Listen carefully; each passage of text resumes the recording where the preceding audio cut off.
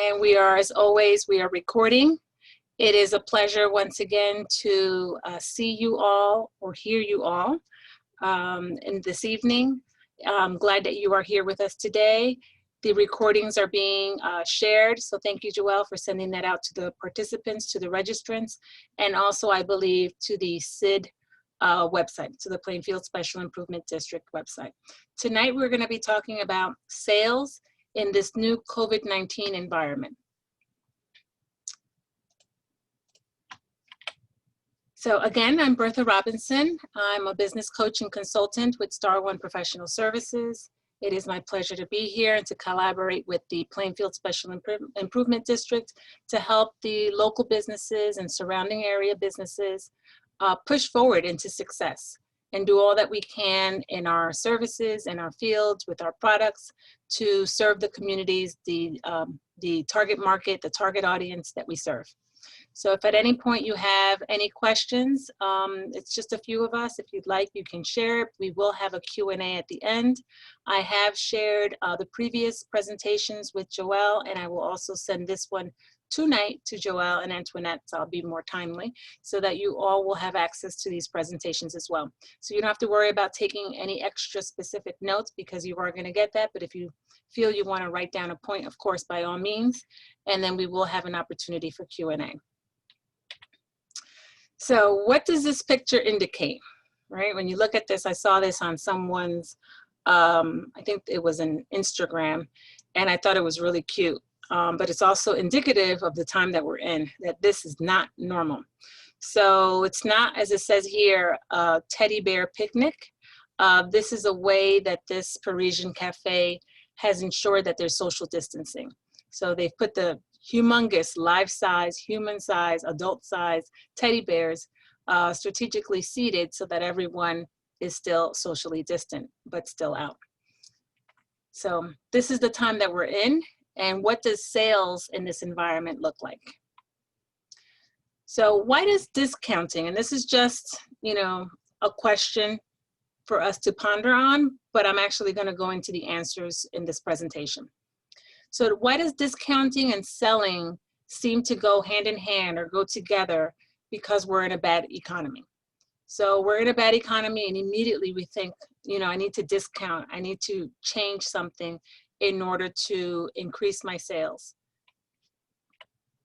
Well, there are lots of ways that we can avoid discounting because that's not necessarily the case. Just because we are in a poor economy, a down economy, an impacted economy, doesn't mean that you have to discount. We should know our value. That's really important. And that's, I think, one of the common themes of these presentations that we've been having. We started with our business plan. We talked about the market plan and knowing your ideal client, your target audience. Your value is really important.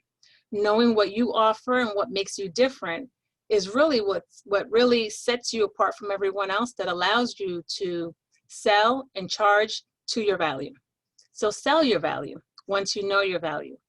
And then the salesperson or the salespeople in your department, whether you have a large organization or if it's just one person in a solopreneurship, that mindset and a positive mindset is really important. So knowing your value, selling the value, and a positive mindset. What we're going to focus on today, though, since I kind of presented this in the COVID-19 environment, is having this duplicable, you know, predictable, repeatable sales process. If you have a sales process that you've kind of flushed out through and through, tested it, you know it in and out, that's something that keeps you steady no matter what the environment is that you're in. So any external factors, like we talked in our SWOT or SWOT analysis last week, really wouldn't impact you, no matter what kind of economy it is, even in a pandemic. And we're going to talk about that. So I said repeatable process, it's a system. What does a system do? What is it set up to do? You know, when you think about this magnificent body that we human beings have and most of us don't take care of enough, you know, some do, but I know myself, I don't take good care, enough care of my body. But this human system, you know, it's made up of lots of different organized systems. And the systems follow all these specific processes so that you get the right results. So here it tells you that a system is a process that produces predictable results. So that no matter what happens, as in this image here of this reference library, you can see all these books, there's a system. I'm sure that they're cataloged, they're categorized, there's a labeling system. There's some way that's regular, repeatable, predictable way that you can find those books. And then when you're done with that book, it goes right back into that slot. It's the same thing with our sales process. It should be a system that produces predictable results so that you don't have to up and down, you know, discounting and all of that flip-flop, I would say, depending on what the market is doing. Doesn't matter what's going on externally.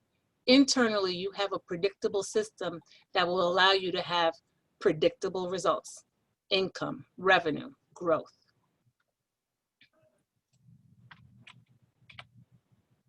What happens if you don't have a sales process? Just gonna make this full screen. What happens if you don't have a sales process? Well, this is when emotions run high, especially in this environment today.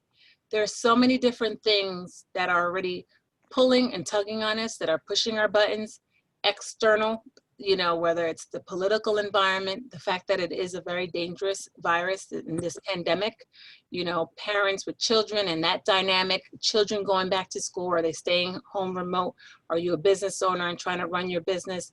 Do you have staff that has worked in a remote environment before? You don't have teams that are fully trained in that, even though we had a trial run, I would say, in the end of the spring, in March, when the pandemic hit us here first. And then you kind of had an opening up. Some industries, some businesses were able to re-emerge, others haven't. So there's so many different emotions that are already running high. If you don't have a predictable system, a sales process, that's something else that's just gonna be frustrating. Okay, so let's break it down. What are these symptoms that happen when you don't have a sales process, when you don't have a system, right? When you don't have a repeatable process? Well, there's no structure for the salespeople in your company, whether it's one person that's the salesperson as the owner, you know, a few people on the team, or a major, you know, organization that has dedicated salespeople. No structure, you're going to get into that flip-flop mode, you know, into the emotional mode, where you're now going to yield externally, really, to either the suspect, the prospect, or your client. And I'll define suspects and prospects in a minute. The sales continuum, okay, and that's another word for the journey, is directed by the buyer. Okay, so you're not the one in control. Someone else is directing what they want, when they want it, how much they want to pay, where they're willing, and sometimes even penny pinching, you know, and that's not the level, once you know what your value is, that you should be discussing or even having dialogue at. Sales discussions center around features and benefits. So now you're talking about features and benefits as opposed to value. Features and benefits are when you're first introducing yourself, when your suspect or prospect wants to get to know what you offer. That's something that anyone can find and can see easily by visiting a website. That's not something that should be in the sales discussion. Not prepared if asked, how much will this cost? You know, if someone asks, you know, how much is this gonna cost? The person now, it gets stumped, doesn't know what to say. Or as in the next bullet, they go into panic mode and they give an emotional response, stress and frustration, because they're not prepared. Not enough time qualifying the prospect in a wants and needs assessment. So here's where I'm going to qualify a prospect and a suspect. A suspect is someone who may possibly have a need for your product or service, is able to pay whatever the value is, so affordability, and is the decision maker. Once you realize that that person, now that you've qualified, you can move them into the next bucket, which is a prospect. So when you're networking and meeting people and getting to know them, if you first talk to them, they're a possibility, a suspect. You talk to them, and if they can check off all those three, they're the decision maker, they have the affordability where they can pay for whatever your product and service is, and they have a need for what your solution offers, whether it's a service or product, that's now a prospect that you can now carry through the sales continuum so that they can become a customer or a client. Now, if you haven't qualified them enough, you haven't gone through a discovery mode where you know what their wants and needs are through whatever your process is of assessing them, then you don't know what you don't know, right? You don't know if this is an actual suspect, a client, you know, a prospect, someone that you can move over to customer, someone who can afford, even not even knowing if they know those features and benefits like I mentioned before. So you have to qualify each individual.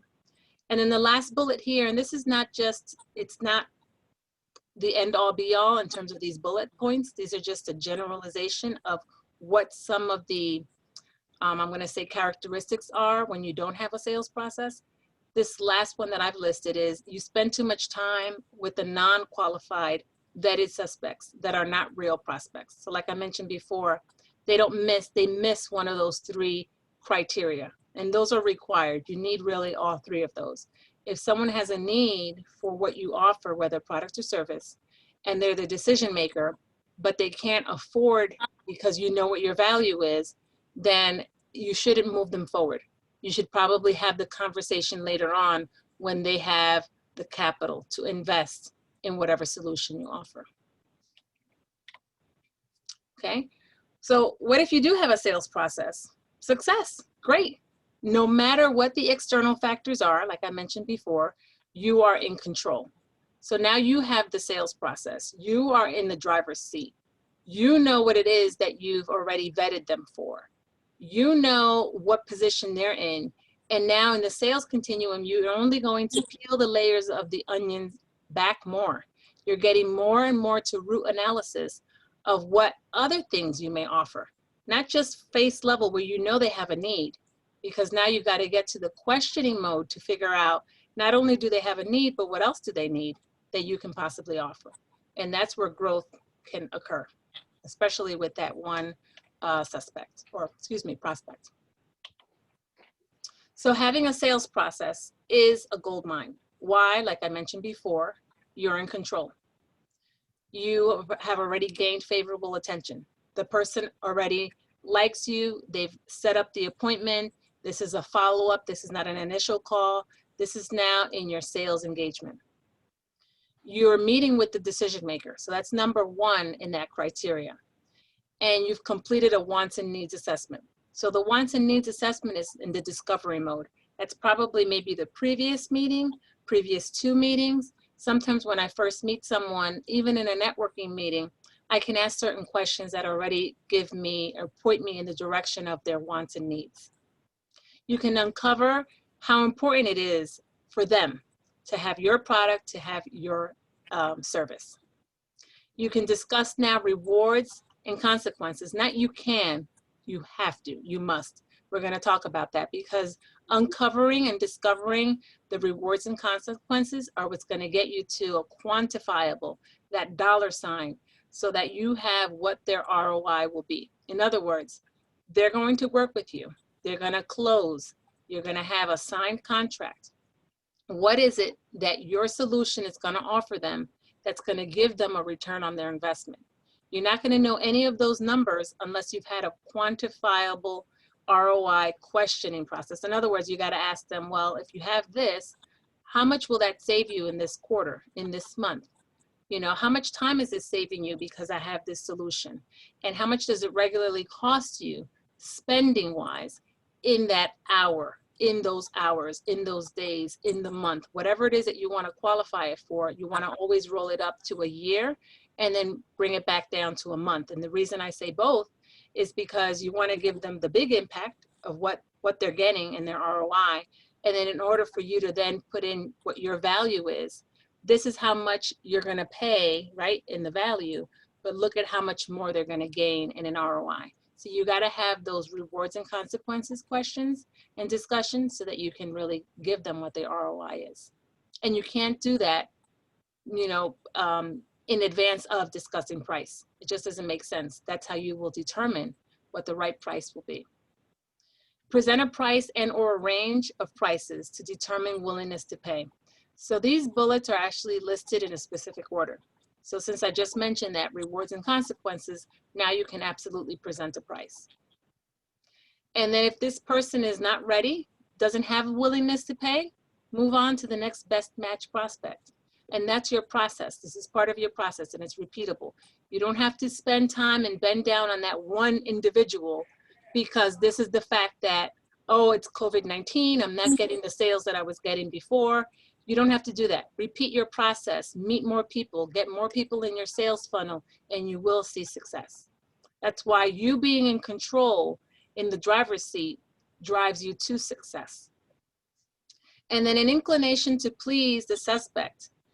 Prospecting doesn't occur. So in other words, you don't have now where you're gonna want to be complacent, where you're gonna have that inclination to please, like I just said, break down because they said, no, I don't see a value. Well then, you know, I'm sorry that I didn't earn a client, you know, or a customer, but I have a new friend, you know, and you shake hands and you move forward, and you never know what impact you've left that maybe if you're still top of mind, down the line, a few months, 6 months, a year, they may call you for that solution that you offer. But it doesn't necessarily mean that you're gonna now, you know, break down, you're going to please the prospect or the suspect because they gave you a no. You just move on to the next one, and that's in your sales funnel. And then price margins are kept and profitability is high because of that. Because you're not breaking down saying, you know, it's September, we're almost in fourth quarter, I'm not meeting my numbers, I have a living body in front of me, let me sell to them. Just because you have someone in front of you doesn't necessarily mean that you have to sell to them, right? Let me just mute somebody on the, okay, I'm just muting everybody so that you all can still hear the presentation. So your price margins are kept intact and profitability is high because you're not backing down. You know what your value is and you're moving forward. And that's part of the winning process. Selling value, here's that word again, will differentiate you from your competition. Selling value will be your differentiator. You don't necessarily have to discount to be a differentiator. If that's your business model, that's different. But you don't have to go away from offering the same value you did pre-pandemic because we're now in a pandemic. That's actually a myth. You don't have to do that. But you do have to show value and meet value. And once the person that you're meeting with in the sales continuum, the decision maker, then they will know that, you'll move forward and you'll have success. Okay, you must understand value too, as it says at the very bottom here, from the client's perspective. So this is understanding pain points. And I don't recall if we discussed this last week when we were talking about marketing plan, but their perceived pain and what you perceive as what they will need is completely different. So you have to listen to what it is that they want. That's why the wants and needs assessment in your sales process is very important. As it says at the bottom, this is a very famous quote. Most people in sales know this. People don't want to be sold, but they love to buy. So if they see the need matches what they need in your solution, they will buy. If they tell you, you know, I need a widget, but you're telling them you have a book, that's where you now have a disconnect. You've actually lost connection in the process, in the sales process, and that's not what they want. They've already said what they want. Now you propose to them in the questioning, again, in the quantifying questions, what it is that their ROI is, how much they're going to be saving, what their return on the investment is, and then you'll see the numbers change. You have to now, again, answer what it is that they want. And you can do that all in your sales process and have a sales process that's repeatable. It's the same thing no matter who it is, no matter what the company is. You can meet lots of different decision makers, lots of different business owners, lots of different, if you have a business to consumer model, doesn't matter who it is, your process will be the same over and over and over again. And the more you do it in the repeatable process, the better you'll get. These are some references, and I've used some quotes from all of them. Really great books, and I just got to admit, The one in the middle is a really, really, really, really, really old book, but it's got a lot of great information, and it's made up of all these different salespeople and consultants. So if you look this one up on Amazon, you may see it has a different cover page, but it's an excellent book. So it's Consultative Selling, the Hanan Formula for High Margin Sales at High Levels. Really good book. You can probably find it, you know, at local library. I'm not sure if that one's available there. Probably is. These are not very, very new. Celebrate Selling, the Consultative Relationship Way, gives you from A to Z all different ways that you can build a process. It actually, the last chapter, or the last book written by an author in this compilation talks about the system. But it gives you different components that you can take away and incorporate to build up your own process. And then Never Split the Difference is great because it's about negotiating. It's the best thing that we can, you know, do for our businesses, is to be strong on our value. There's actually another book that just came out, and I think it's called Ask for More. I'll find the author and the exact title, and I will share that with Joelle and Antoinette so that they can send that out in the thank you, so that you'll have the reference for that. That's a brand new book, I know, that just came out by an attorney. And she said that in these times, whether it's business or family, negotiating is the key. And knowing that you're negotiating for yourself. Stand on your value and don't back down. These are some sample ways that you can address price questions. So sometimes you have to, if you can remember, selling is our ability to guide change.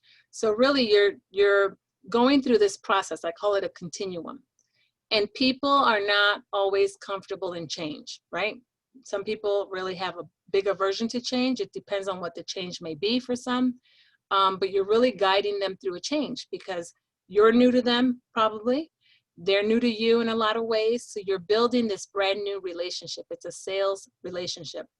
And this is based upon wider knowledge of trust building. So it's a relationship.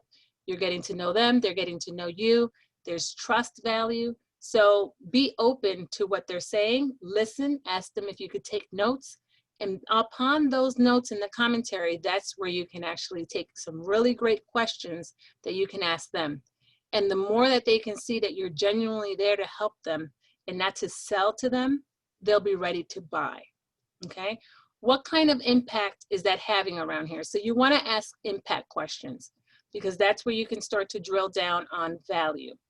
They'll give you impact and you can ask them financially. So in other words, if you buy this solution from me and this allows you to have time back for your, I don't know, marketing team, tell me how much that would save you in your budget. You know, what is that the equivalent of? You can ask real numbers because you're going to be talking about a real ROI. And when you're having those conversations, that's where you're building that level of trust. And then someone may say, well, I want to know what the price is. I want to know what the cost is. So you can say, sure, I'm happy to talk about the cost. You know, and this is initially when you're first talking to the person. However, instead of throwing a number out there, let me first ask you specifically about, and this is where you're asking more qualifying wants and needs, you know, rewards and consequences. So if you do this, and if we work together, and if in the next year you'll be able to do this, tell me how that will change the environment. How will that impact the culture? And then when you ask them that, you can follow up and say, how will that impact the bottom line? And then what happens consequently? If we don't work together, what would happen? So rewards and consequences are really good questions as well to get to that ROI. And then the last one is, I will only quote you a price once I believe you will receive an appropriate return on investment in our solution. Can we discuss that first, or can we discuss that? Because just giving them a price, a blanket price, not knowing if this is a solution for them, you may have to, you know, bundle certain things and the price may go up. Or maybe because it's per participant based on what you do, then it may go down. So you want to be able to ask those specific questions. And these book references that I gave really help with that. And then of course you can always go to Google, right? You can ask about sales questions, you know, and you can ask about pricing and cost. And you can get a really good draft of questions that you can use to, I guess, strengthen up, right, or strengthen your process. But that should be included in your system, your sales process. So difficult roads lead to beautiful destinations. I love that because yes, it is a pandemic. Yes, this is a difficult environment that we're in. You don't necessarily need to discount because of the economic downturn. You have to know your value. There are people that need your service, need your product, want to work with you. Once you know your value, you charge your value, and you'll see how much success you'll have. If you'd like to schedule some time with me for me to review your sales process or your growth opportunity, I'd be happy to do that. Again, you'll have a copy of this presentation. My calendar is clickable, so you'll be able to click on this schedule once you get the presentation, or I can drop that in the chat tonight as well in terms of my calendar. So I hope this has been helpful to you. I'd like to open this up now for Q&A. There's only a few of us on the line. So any questions, comments, anything specific that you'd like to talk about in building a sales process or questions on your sales process, I'd be happy to address those now. Thank you. I have one question about when the people are trying to discount your price and they're trying to negotiate with you, but you want to stand firm knowing that you already like put it at a reasonable mark wherever your price point is. Mm-hmm. Now, some people, just because they know that other people are going to negotiate, already put a buffer in. So when they do negotiate, that they can, take a percentage off, in consideration of people who do negotiate. Mm-hmm. Is that a good decision, or like, is that not a best practice? I'm not going to qualify it, Antoinette, as good or bad. Mm-hmm. Because it really does depend on what the service or the product is. But I will tell you this, that when you're building your pricing structure, you can then build different options, right? So you have like a menu of different options. You can have a process that's going to be a retainer for 6 months. And then after the 6 months, you can come back and check in annually, or you can do something where it's just, a boot camp, which is going to be just a 2-day session, and I'm thinking I'm a service business. I'm thinking service pricing. So it just depends on how you do that. In terms of building in a buffer, because you may want to negotiate on that, that may be difficult because how do you know when to tweak it or not? Right. And then you also want to have some consistency, because I worked with Antoinette, and then Antoinette talked to Julia, and she said, oh yes, it's great, go talk to Bertha. She helped me with my team, on team building. And, people talk, and this was what she charged, and this is our range. So why is it that I charged Antoinette's team a certain price and Julia's team a different price? It depends, and that's a conversation. I know that I also charge per participant. And it depends also on the business. So if they're a business that actually has a give back to the community, that's something that I also incorporate into my pricing. So it all depends on how you've built up your price structure. So I don't want to say it's good or bad. Mm-hmm. Just make sure that you know that, you can have a whole menu of offerings. So that if you know that this is something that you may offer to someone who doesn't necessarily have the budget right now for it, but you can offer them something that's still a solution. That's not a complete fix, but it's a solution. So I hope that answers that. Well, I think what you're telling me is that offer different products, some of the products at different price points. Is that you can offer, it would be like different products. Okay. So in other words, I'll give you an example in my business. So I may have a strategic planning session for company ABC, and I'm going to be working with everyone in their C-suite. And we're going to have I have a kickoff where I come in and I do the discovery. Then I come in and I work with those teams up to 16 participants. And then we do a follow-up to see everyone's engagement. What have they come up with? And then after 2 weeks after that is when we're going to talk about implementation. Now, if I'm doing a strategic planning session with multiple businesses, it may be similar to a boot camp. It's still a strategic plan, but now I have ABC company, XYZ company, Macy company, all coming together in what I call a targeted class. I Okay. have just the leaders, like the business owners or decision makers in that boot camp, but not all of their business stakeholders, right? So the one that's with just ABC company has a higher price point because you have me to yourself. I'm coming to your company. I'm working with your C-suite. I'm working with your leadership team, and we're just talking about your plan. Whereas if I'm doing a targeted class with all the different leaders of different companies, it's a smaller price point for a 2-day session, but it's not just me alone. So you're sharing me.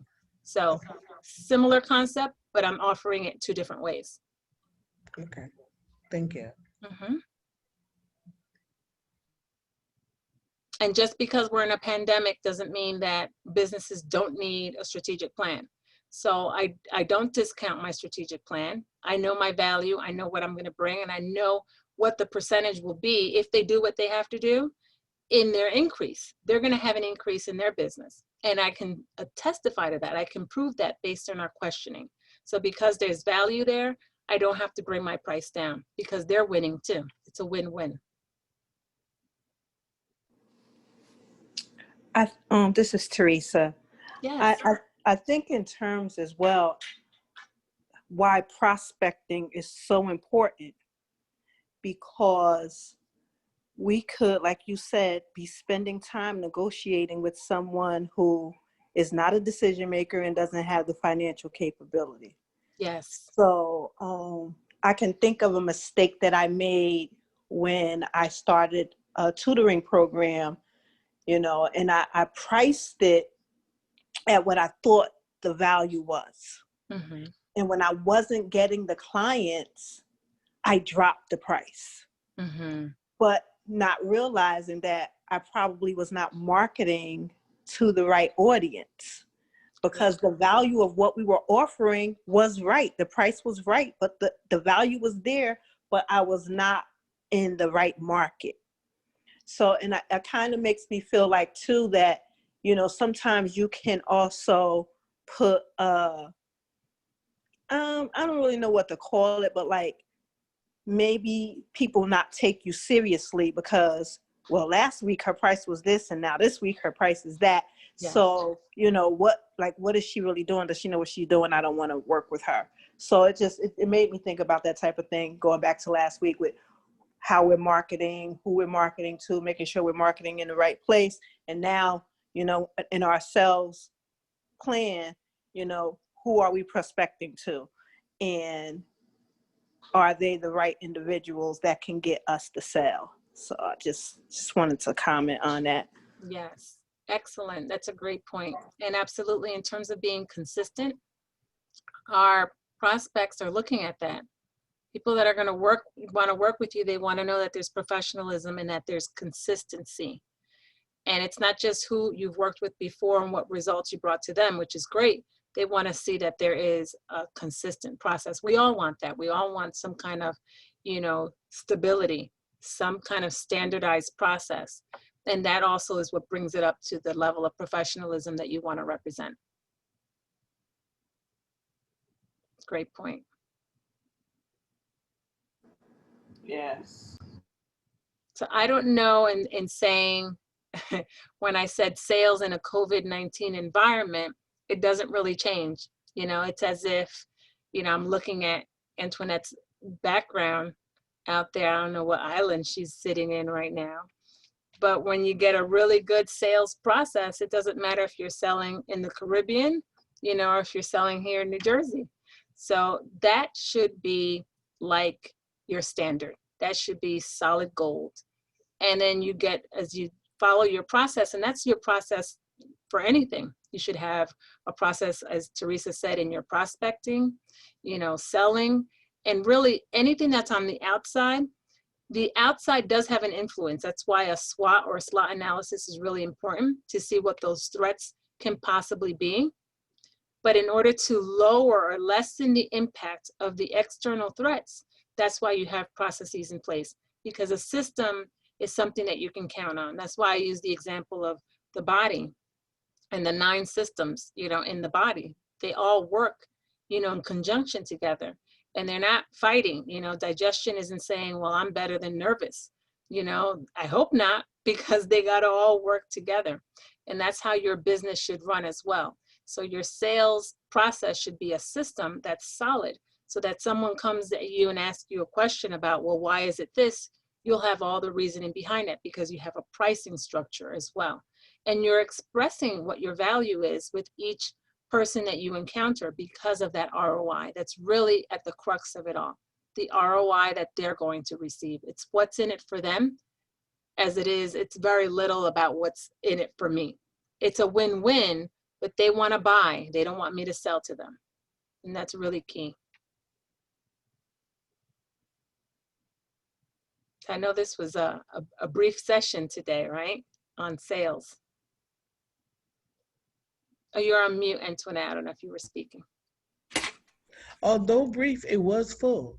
You brought a lot of things to my attention. Like Teresa was pointing out, like, you know, the process of it. Like, it's not just, let me see if I can sell this. You know what I mean? It was a process to it. And I think that's a very important key that maybe a lot of us are missing. And like, you know, the process, we got to trust the process. Like when I teach any even academic skills, I try to encourage the students to remember, the more you practice, the better you get at it. So I guess the consistency of practicing, implementing the process, Yes. it would make us better at it. Well, me anyway. Absolutely, absolutely. And when you're thinking about growing and scaling, I like the example of the students. You know, as you evolve, your business evolves. And there are things that are happening outside that are evolving and growing. But when you want to scale your business, you need to have these processes and procedures in place. Yes. And this is a way that you can, for me, I want my business to grow so that I can be on that beautiful beach where you are right now. And my business is still running. So how do you do that? You know? I'm behind my desk, Bertha. I know, but I'm envisioning you there. Yeah, in my imagination, I'm on that beach. Yes, yes. So it's beautiful. You know, I would want to be there and have my business still run without me. Well, how do I do that? I need systems in place. Yes. So, and it has to be repeatable, duplicable processes that someone else can just do and someone else can do and that other person can do. You can have teams, and then you can just, you know, go on your escape vacation and come back, you know, or you can run your business from the beach. But these are the things that you do in order to have a solid business that's scalable and eventually having your exit strategy. You know, what is the exit? Will I want to sell my business eventually? Or will I exit and my business will continue to profit and grow, you know, without me? So these are just some of the things that we implement, but we should have a process and a procedure for everything that we do. Thank you so much for your knowledge and sharing so generously with us. My pleasure. I love to see our businesses grow and thrive. I love partnering with Plainfield and knowing, you know, we have so many businesses that can really take off, even in the midst, you know, of this pandemic. You know, there's a lot that we, I think, are leaving on the table because we don't know what we don't know, and I don't claim to know it all. But what I do know, it's a privilege and an honor to share. So thank you for having me. And then we will be talking next Wednesday. Yes, yes. So I'll send this presentation out to you and Joelle this evening so that everyone can have that as soon as you send the thank you out. All right, thanks. Have a blessed night, everybody. Much success to you. Thank you, Bertha. My pleasure. Thank you. Good night. Good night. My pleasure.